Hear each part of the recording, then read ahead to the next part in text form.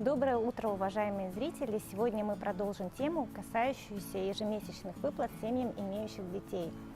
С 1 января 2018 года семьи с низкими доходами получили право на получение ежемесячной выплаты из средств материнского капитала. Ежемесячная выплата назначается при соблюдении следующих условий. Семья должна иметь сертификат на федеральный материнский капитал в связи с рождением и усыновлением второго ребенка с 1 января 2018 года и являющегося гражданином Российской Федерации.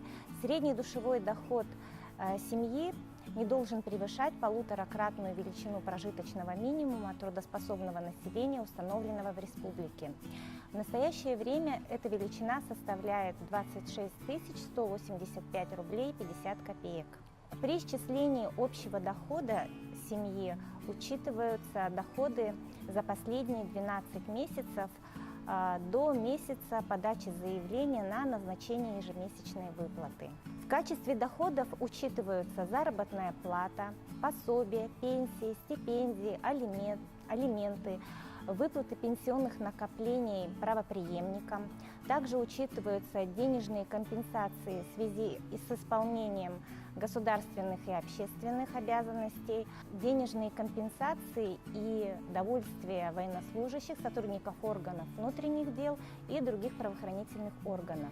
При этом не учитываются единовременные выплаты из средств федерального бюджета в связи с чрезвычайными происшествиями.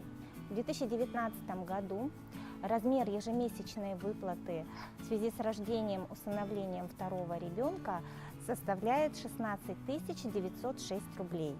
С заявлением на оформление ежемесячной выплаты могут обратиться мать, являющаяся гражданкой Российской Федерации и проживающая на территории Российской Федерации, либо отец, являющийся единственным родителем ребенка. Подать заявление на назначение ежемесячной выплаты можно в течение 1,5 лет со дня рождения ребенка.